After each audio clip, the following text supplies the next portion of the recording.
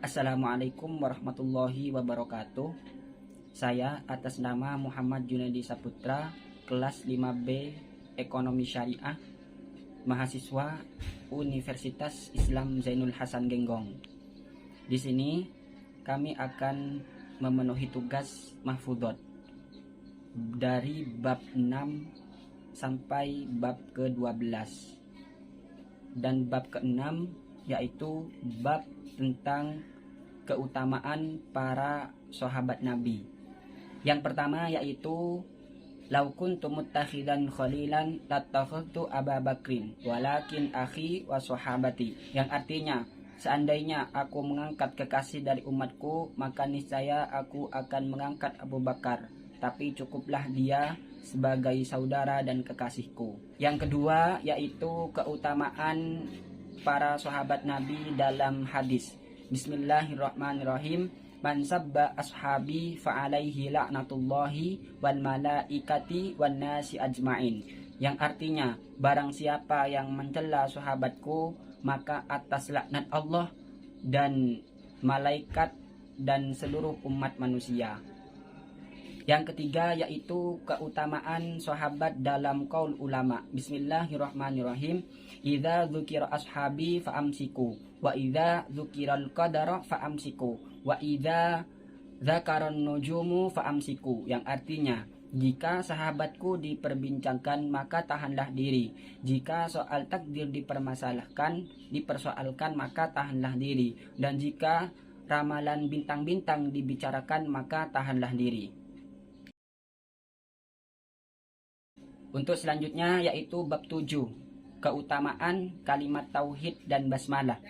Yang pertama, keutamaan kalimat tauhid dalam Al-Qur'an. Bismillahirrahmanirrahim. Wa ilahukum ilahu wahid, la ilaha illa huwar rahmanur rahim. Yang artinya, Tuhan dan Tuhanmu adalah Tuhan yang Maha Esa. Tidak ada yang berhak disembah melainkan Dia, yang Maha Pengasih lagi Maha Penyayang. Yang kedua yaitu keutamaan kalimat tauhid dalam hadis. Bismillahirrahmanirrahim. Man kana akhiru kalamihi la ilaha illallah dakhalal jannata. Yang artinya, barang siapa yang akhir perkataannya sebelum meninggal dunia adalah la ilaha illallah, maka dia akan masuk surga. Yang ketiga yaitu keutamaan kalimat tauhid dalam qaul ulama. Bismillahirrahmanirrahim. Allahu dzul uluhiyati wal ma'budiyati ala khalqihi ajma'in. Yang artinya, Allah adalah pemilik pertuhanan dan peribadatan atas semua makhluknya. Untuk selanjutnya yaitu keutamaan basmalah dalam Al-Qur'an. Bismillahirrahmanirrahim. Iqra bismi rabbikal ladzi khalaq. Yang artinya, bacalah dengan nama Rabbmu dan zat yang telah menciptakan. Yang kedua yaitu keutamaan basmalah dalam hadis. Bismillahirrahmanirrahim. La wudu'a liman lam yadhkurismallahi ta'ala alaihi. Yang artinya, tidak ada wudu selain menyebut nama Allah. Yang ketiga yaitu keutamaan basmalah dalam qaul ulama. Bismillahirrahmanirrahim. Wa hadza huwa satru wal hijabu bainal muslimina wa baina aduwwihim asy-syaithanir rajim. Lafaz ini ialah penutup dan penghalang antara kaum muslimin dengan musuhnya, yaitu syaitan yang terkutuk. Untuk selanjutnya yaitu bab ke-8 tentang keutamaan Al-Quran dan hadis. Yang pertama, keutamaan Al-Quran dalam Al-Quran. Bismillahirrahmanirrahim. Dzalikal kitabu la raiba fihi hudal lil muttaqin. Yang artinya, kitab ini tidak ada keraguan padanya, petunjuk bagi orang-orang yang bertakwa. Yang kedua yaitu keutamaan Al-Quran dalam hadis. Bismillahirrahmanirrahim.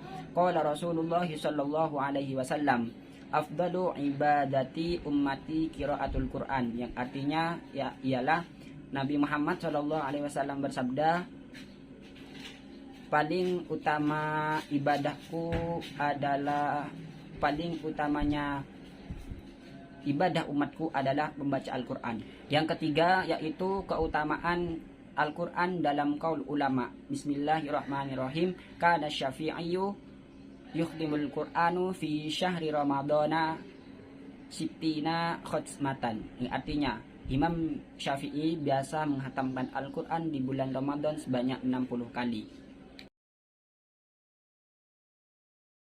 Untuk selanjutnya yaitu bab ke-9 tentang keutamaan aulia dan ulama.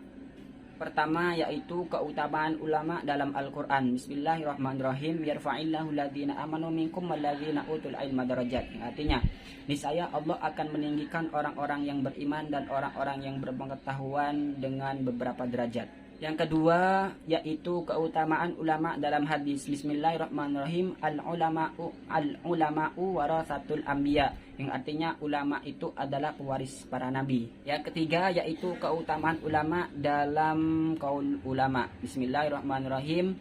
Laulal ulama'u la sarun nasu mitlal bahaimi. Jika tidak ada ulama maka niscaya manusia itu seperti binatang.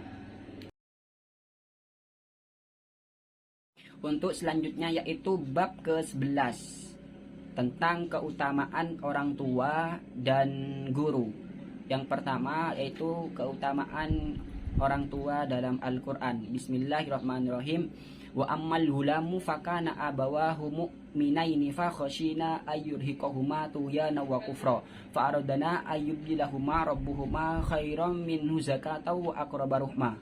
Yang kedua yaitu keutamaan orang tua dalam hadis. Bismillahirrahmanirrahim. Qala Rasulullah sallallahu alaihi wasallam, ridar rabbi fi ridal walidaini wa sukhtullahi fi sukhtil walidaini, yang artinya ridho Allah itu tergantung kepada ridho kedua orang tua dan murka Allah itu tergantung kepada murka kedua orang tua.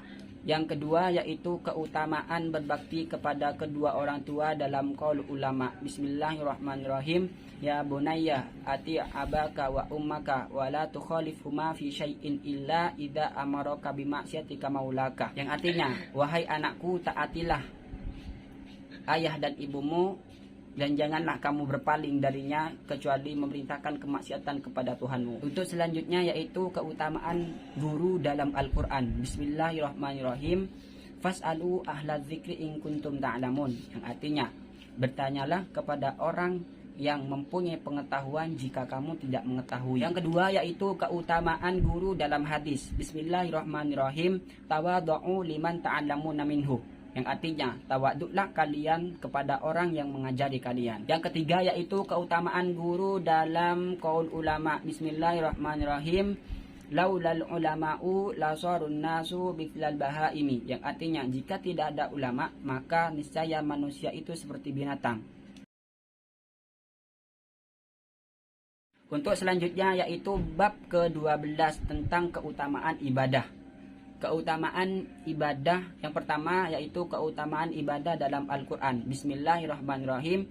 Inna sholata tanha anil fahsya'i wal munkar, yang artinya sesungguhnya sholat itu mencegah dari perbuatan keji dan mungkar. Yang kedua yaitu keutamaan ibadah dalam hadis. Bismillahirrahmanirrahim.